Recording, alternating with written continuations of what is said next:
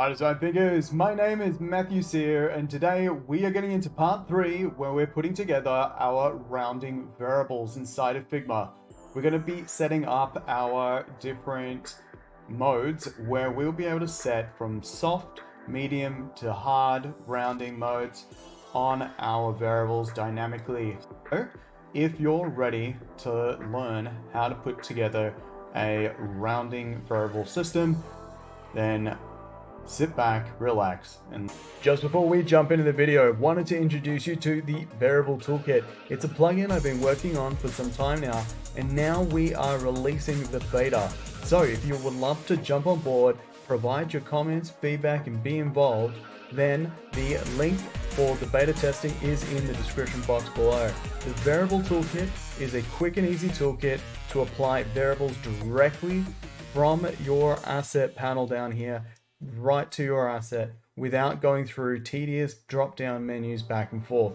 Without further ado, let's jump in the video.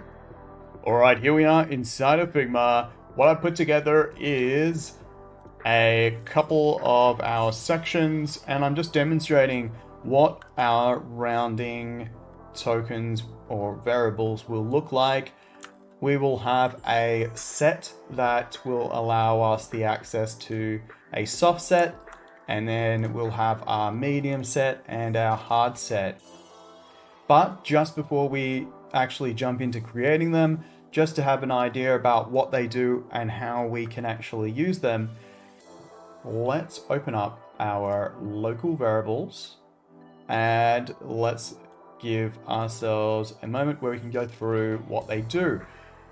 What I have set up is I have basically a percentile of my rounding variables set up as a number, and I start with a scaling number, for example higher with my soft, and then I go all the way up to a very high round on my set. And I do the same for my medium, but I start a little less. For example, I've gone down, that means that it's less rounding to begin with at a 10%, and it is obviously less rounding at the end when it hits to my 100%. I did for my hard, and it's obviously 100%, less rounding from my 100% on my hard, but it also goes all the way back to 0. Now the reason why I've done it like this is at times we may have a particular frame or a vector shape or so on that we want to add some rounding to.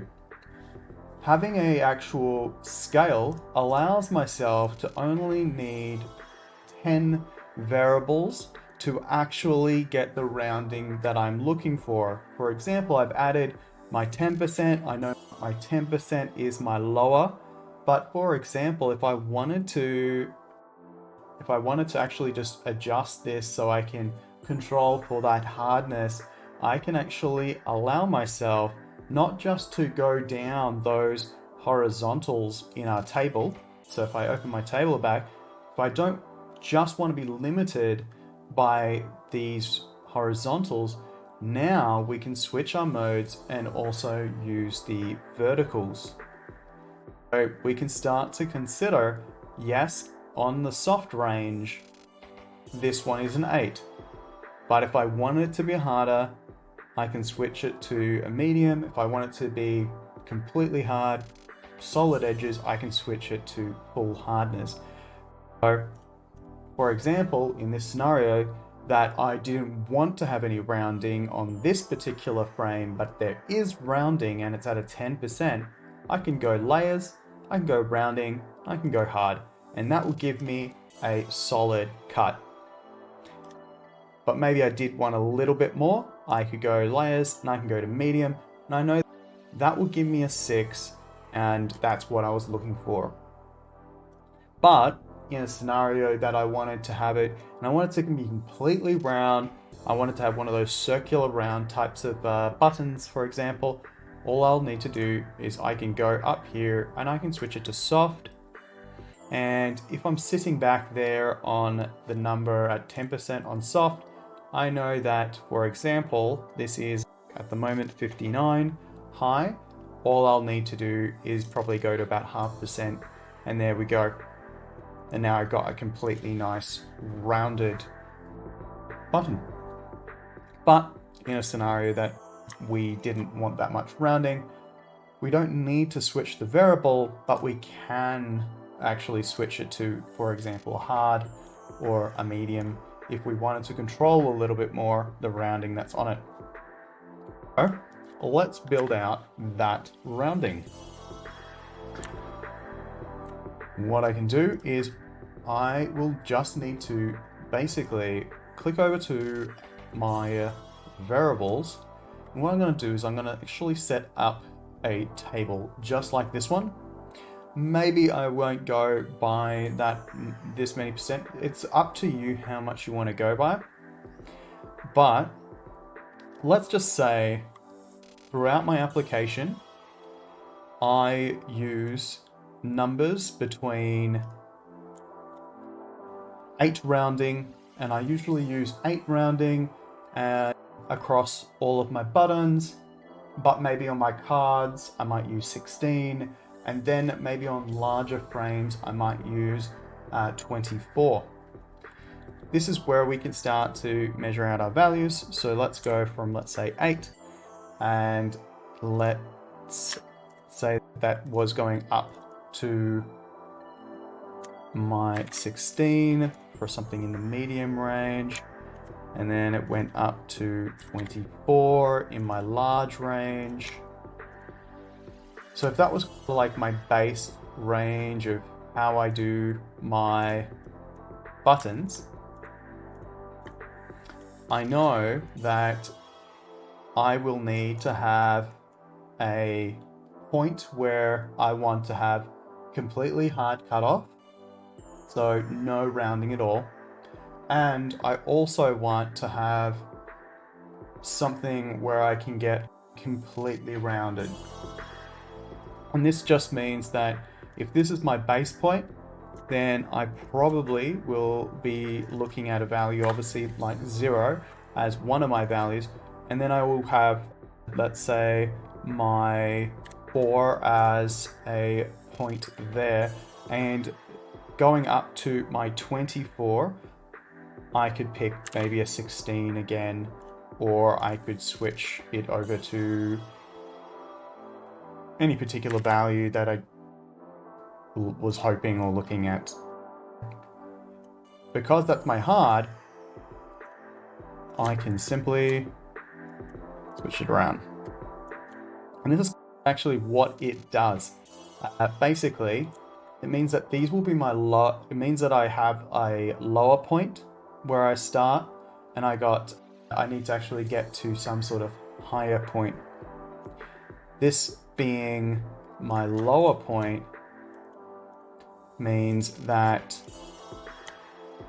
I could have a grid of numbers between here and what I'm going to do is my top range. So if, for example, my soft, remember, like if it was going soft but I still wanted to have those rounds, I still might want something high but maybe something not too high. So I'm going to go 48, and let's say this one could be 24, and then let's say that this one here, being my hard value, I don't really want it to scale up much, so I'll put that one at a 16. What I've done is I basically said that this column is going to be my lower end of the whole spectrum. So let's say it was 33.33. If we were doing, that would be my, let's just say 33%. That'd be my 33% mark. And this one would be my 66% mark. And that would be my 100% mark. allowing myself to have basically 9 numbers to pick from, with an idea of it being divided between something to do with our, let's see, right here, this would be basically my soft end, my lower, my basically the highest amount of rounding that you would get. I could say, actually, say high. That'd be my highest amount. That'd be my medium amount. So on. And of course, the last one would be, of course, the lowest. So on the end of this means that we've got 0, we've got 8, we've got 16. And basically, this is how we can actually set up a nice easy grid where we can say, okay, we want to have a high amount or a low amount of rounding, but we have the tiers to apply to different assets. And this is important because not all assets in our frame end up needing the same amount of rounding. So if I did, let's say, a large card, and let's say on my large card, I needed to have some level of rounding here. What I can do is I know that this is a larger card, so I'm going to use my higher end.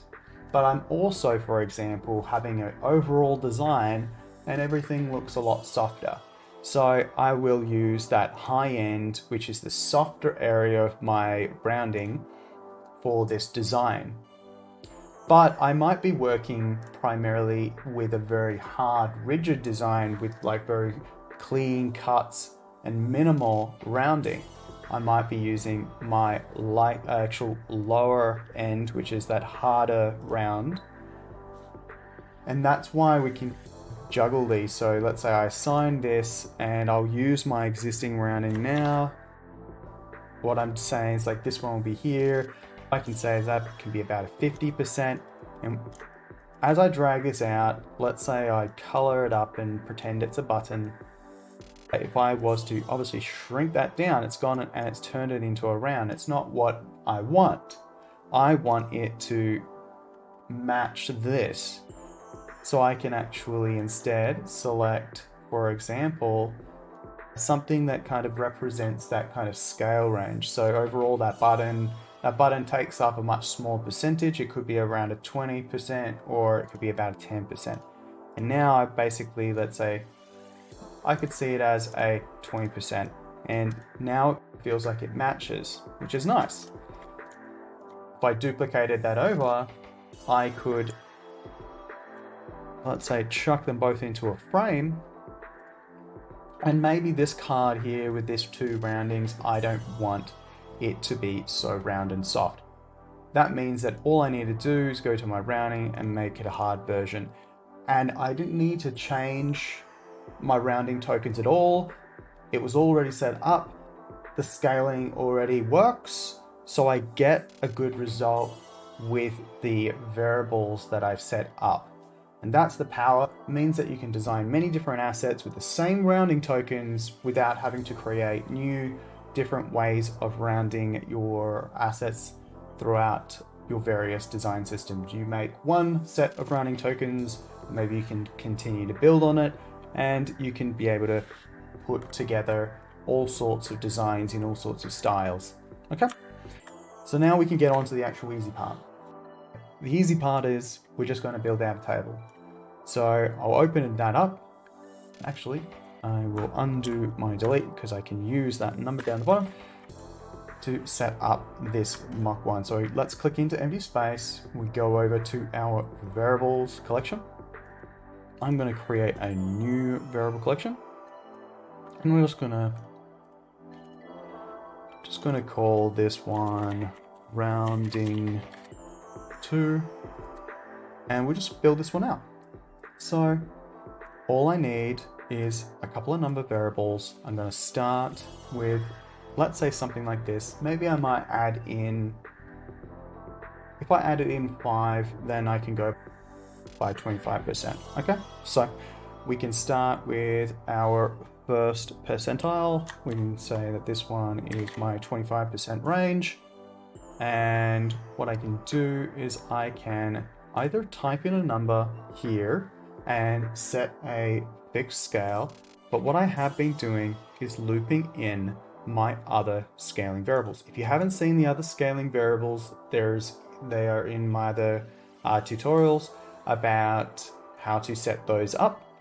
But for example, I have a size column here, and I have my scaling table here. This one adds a little bit of an extra complexity to it.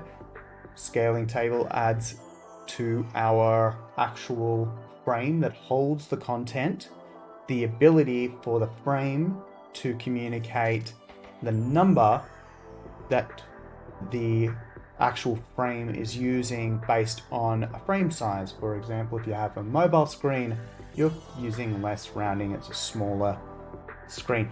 If you're using a big desktop screen, you have some more rounding, and then we increase that. This actually gives us a lot more power, and what I do is I loop that into what I have down here called my size, which I'm using hashtag, and then I'm writing in my number, and that's represented by a value called rem, which I won't get into now, but I'll be referring to it as a value based from rem.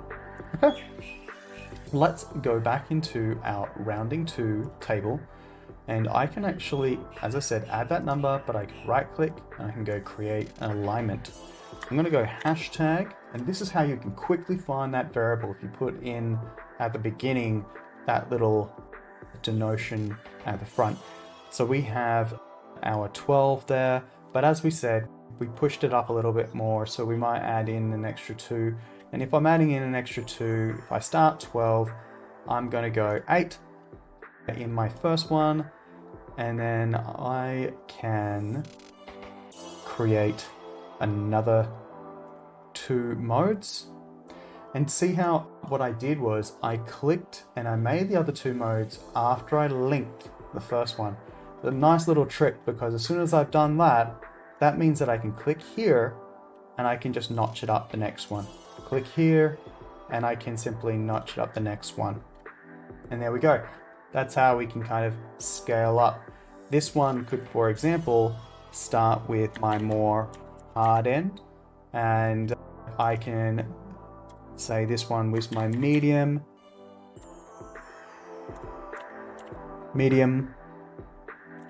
and this one can be my soft. And remember, soft always starts at a higher scale on the rounding, and hard is always a lower scale on the rounding. I guess in this scenario, I do still want that 0 value, so I might say my hard starts at a 0, and I might actually knock this back, and I might say my medium starts at a 4, and my soft will start at an 8. Now, because I've set those up, and I have these little values, and I've added those links in, I can just duplicate this. And because I've duplicated it, I can just write in the 50%, and I can notch it the next value.